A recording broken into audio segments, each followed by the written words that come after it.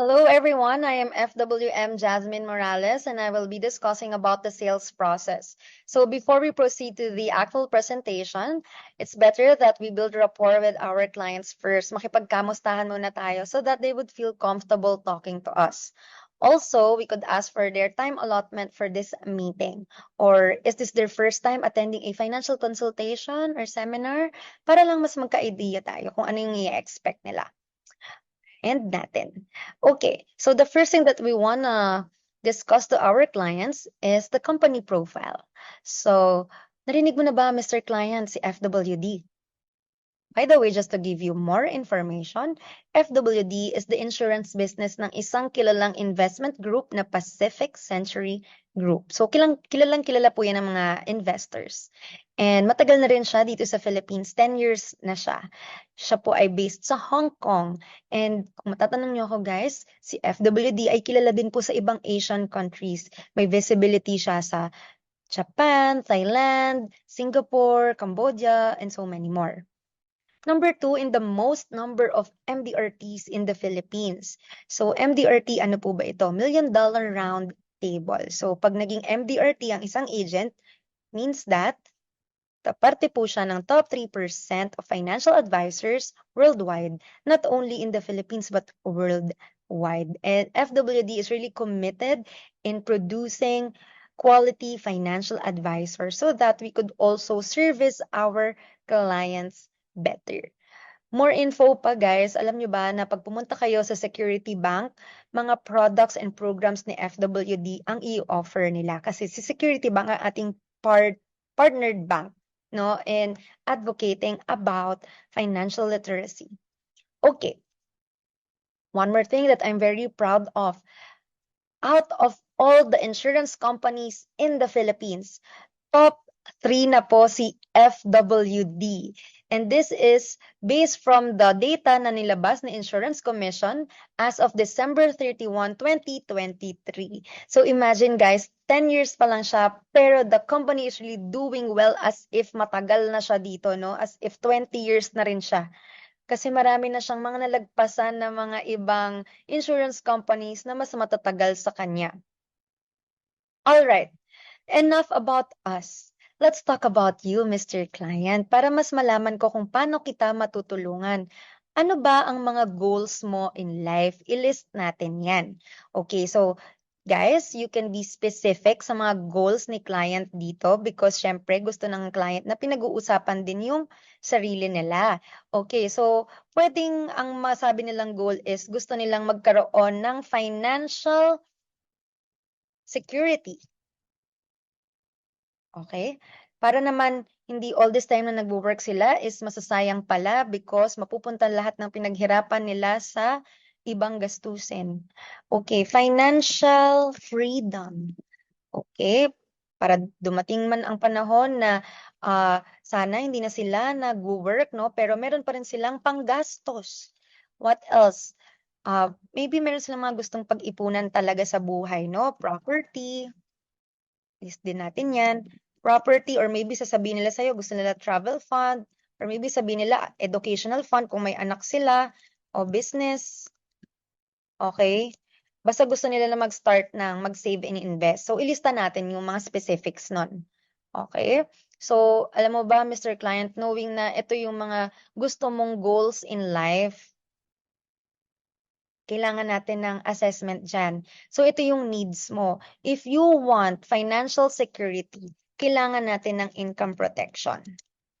Okay? So, yan po ang foundation ng lahat ng mga finances mo bago ka mag-save at bago ka mag-invest. Okay? Financial freedom. So, syempre, gusto naman natin dumating nga yung araw na kahit hindi na tayo mag-work, meron pa rin tayong panggastos for our needs. So, kailangan natin ng retirement fund. And for all this property, travel, educational business fund na gusto mong simulan, kung ano man dyan ang piliin ng client, kailangan niya na of course ng savings or investment program. Okay. So, Mr. Client, knowing na ito po yung mga kailangan mo, based sa mga goals na binanggit mo sa akin, I will share to you this proposal. Okay. So this is just an example, no? Sample proposal lang siya.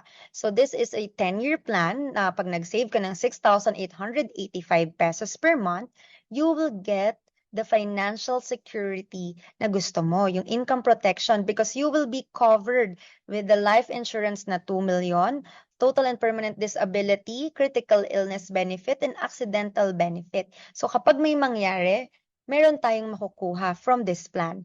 And also, yung sinabi mo sa aking mga goals mo na kailangan ng funding, na sa educational man yan, property, or maybe travel or business, ito yung mga pwede mong i-withdraw in the long run. So after 5 years, 10 years, or 20 years, ito yung possible growth ng investment.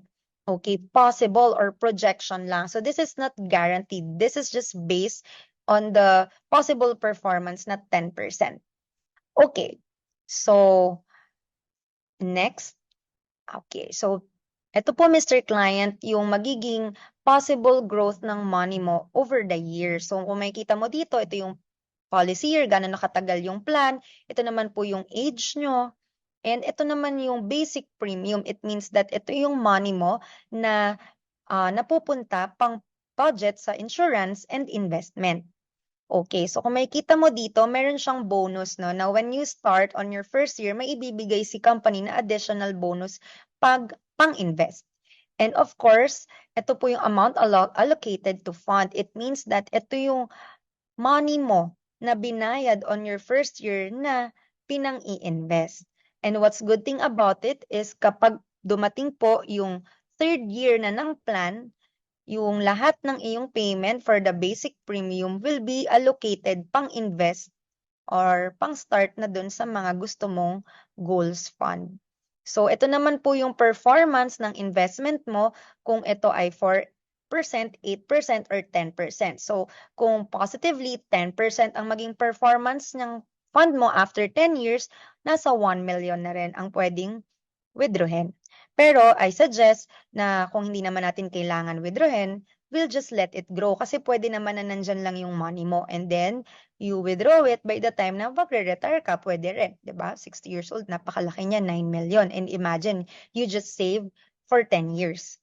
So, pwedeng mas mataas or mas mababa sa 10% ang maging performance ng investment mo. Okay. So, as financial advisors, dapat clearly na-explain natin sa client kung ano nga ba ang insurance. So, guys, insurance is basically the transferring of risk and the answers to all your what ifs. What if magkasakit? What if tumigil sa work kasi na-accident? What if mawalan ng trabaho? What if tumanda na? What if mamatay na? Ito po yung benefits ng pagkakaroon ng insurance. If you get sick, if you get into an accident, if you become disabled, if you need educational or retirement funds, insurance will pay you. Okay. So, let me guide you with a solution. Ito po kasi yung ayaw naman natin sanang gawin o mangyari, di ba? Number 1, withdraw your hard-earned money. So, all this time, nagtatrabaho ka for you and for your family. Nagsisave ka, nag-i-invest ka. Pero ayaw naman natin dumating sa point na i-withdraw natin yung savings na yun para sa mga bagay na hindi naman natin pinagplanuhan, like sickness, accidents, and death. Of course, ayaw din naman natin dumating sa point na mag-a-ask tayo ng help sa social media because syempre, meron mang donation o wala, gusto natin, kaya natin. 'Di ba? Next, ask help from family and relatives. Syempre guys, may mga sarili pong buhay. Yung mga pamilya, yung family natin and also yung ibang relatives natin, nag-iipon din sila for their goals. Next is liquidate your assets. So gusto mo ba yun na after all these years na nagpundar ka ng bahay, ng mga properties, kotse, and all the investments, gusto mo ba ibenta sila para maging cash para lang maipangbayad ka sa mga unforeseen situations? Ayaw naman natin dumating yung mga ganitong situation sa buhay natin, 'di ba? So what we can do is invest in VUL. Okay, so VUL, ito po yung program na may kasamang insurance at investment plan na. So, for as low as 3,000 pesos monthly if you will compute para lang din po yung 100 pesos per day. So, 36,000 in 1 year. Ang pwedeng maging benefits ay meron ka ng accident, disability, critical illness, and death benefit. Okay. So, paano naman po if wala namang nangyayari? Healthy naman si client. Hindi naman din siya nakaka-claim from all these insurance benefits. Okay lang. Kasi a part of your money is invested na po. So, okay. Ito naman guys, it will really show na yung VUL plan is not just for you, it's really for your family. No? Kasi, syempre, someone has to pay kapag may nangyari sa'yo. So, gusto mo bang maapektuhan din yung iyong family member pag may nangyari sa'yo? So, there are different plans na papasok based on your goal, your budget, and also your target, no, na gustong benefits. Alright, so this is the investment side naman. Ito yung projection again. Okay, based on the budget of the client and based on the length of time na invested yung kanyang pera. Because remember, the length of the time of the investment ng client will also have effect no sa performance ng investment. Syempre, the more chances na mas tataas yung investment kapag mas matagal naka-invest yung pera. So example, 5,000 pesos. Tapos may performance yung fund na 10%. The possible investment growth is nasa 2 million or around 2 million. Okay, so this is the time that we ask our clients. So, Mr. Client, yung mga present ko ba sa'yo, sa tingin mo, is this something that will benefit you? Knowing na sabi mo kanina gusto mo ng financial security, financial freedom, and all these goals fund.